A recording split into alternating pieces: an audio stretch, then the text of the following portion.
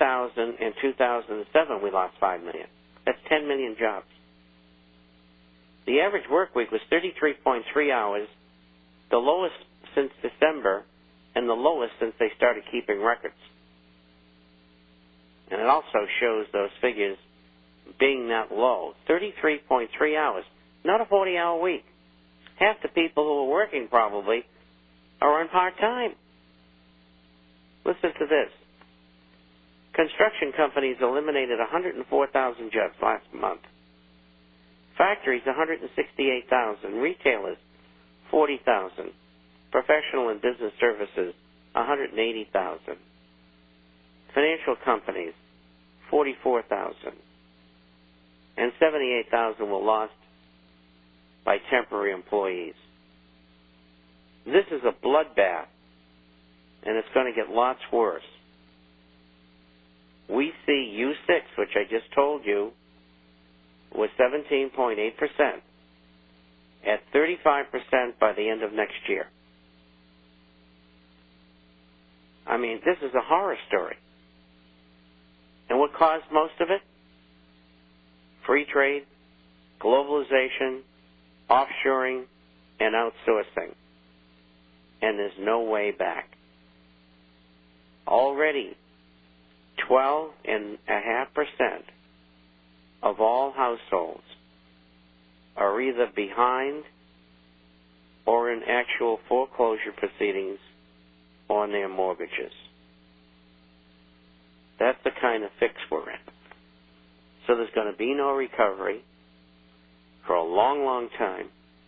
There's going to be no recovery in real estate. Commercial real estate is going to get much, much worse. The prices in homes are going to go down, and they won't recover for 10 or 15 or 20 years. Anybody that's out there buying at auction is an idiot. Even if they're professionals, you're going to end up eating them. People aren't going to be able to afford rent. I just pulled up a piece of research on a tent city in Sacramento, California. Lots of pictures. I didn't use the piece because there wasn't enough meat to it. But those are cropping up all over the nation. And 2 years from now, it'll be a regular sight. You'll be driving down the highway and you say, oh, look, there's a such and such place where they set up tents for people to live in. If you don't have gold and silver assets in your insurance reserve you're going to be there. And if you don't do what we've recommended, you're probably going to end up dead. So get it through your thick heads.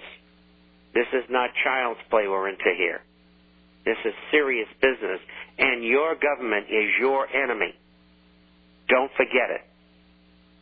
Because it's controlled by evil people, the figureheads. I got a letter here from Jay, who listens to the program.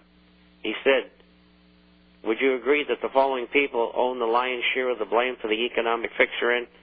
Phil Gramm, who was behind the killing of the Glass-Steagall Act that allowed all these financial shenanigans. Yes. Alan Greenspan, the ringmaster. Yes. Christopher Cox, head of the SEC. Yes, and his predecessors. Angelo Muzio, head of Countrywide. Yes. George Bush and his father, Clinton. Yes. Joe Cassano, head of AIG's financial projects. Yes. But these are just the front figures. It's the people behind the scenes. The people who are running these major banks and brokerage firms you never hear of. The people at Carlyle Corporation. The people in the CFR, the Trilateralists, the Bilderbergers, the Royal Institute, World Economic Forum, the Group of 30, the Group of 300. I could go on all day. They're the people we want, not these buffoons out front These people, he just take them out and shoot them. It's the people behind them we want. They're the ones who have done this to us. I'm doing 20 hours of programming a week. It's going all over the world. And I hope everybody's listening. This is just the beginning of the beginning. You haven't seen anything yet. You're living maybe more tightly than you did before, but things are relatively the same. It's not going to continue. 2 years from now, you'll go down to the mall, and out of 153 stores, 12 or 15 will still be in business. That's what this is coming to. And I want to remind you people who haven't put food away that there's enough in the stores to last for 3 days, and then you're screwed. So think about it. I have just one other question here. This gentleman had another question, but it's too technical for this program. I'm not going to get into it. Thank you, Jay, anyway. And Ron sent this one in. Did you get this one, Melody, from Ronald? Well, I have some come in that I haven't looked yet, so go ahead. Okay, well, it's for the Melanie. Are you Melanie? No, you're Melody. Melody. I know, but he doesn't know. His heart's in his right place.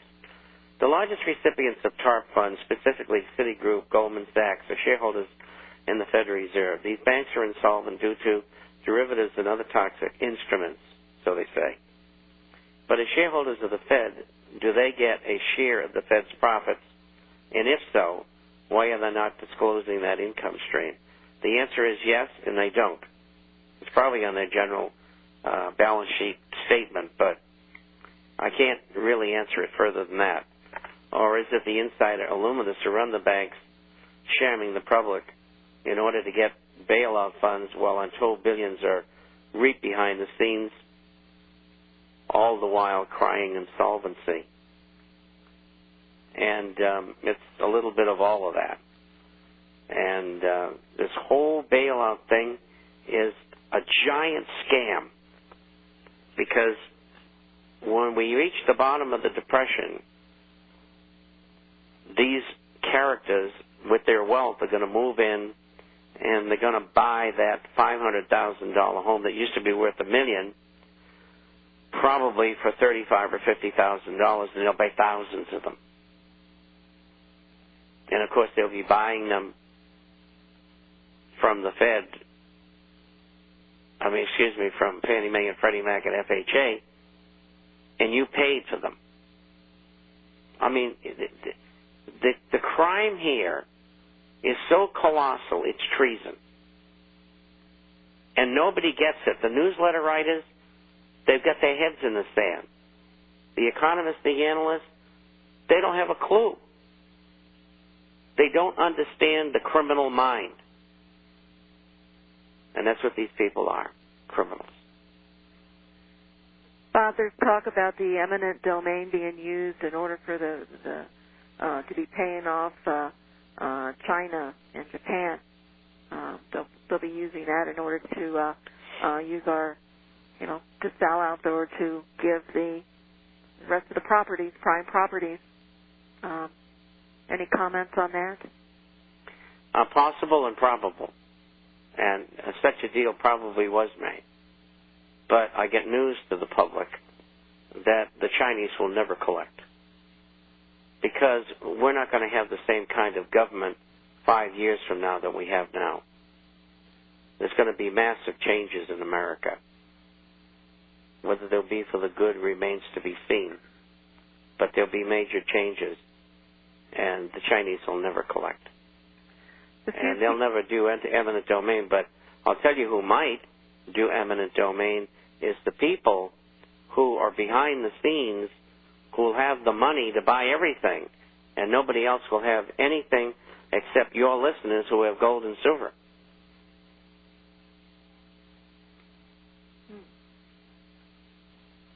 Good thought there.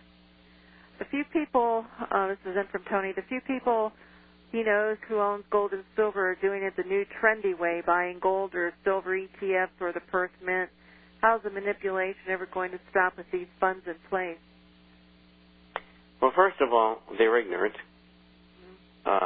Second of all, I do not believe the SLV, the silver ETF, has one-third the silver that they're supposed to ling along. I think they have derivatives. And that's in their prospectus, that they can do that. The gold ETF, you cannot buy the volume of gold that they said that they have bought over the last month in the marketplace. It is impossible.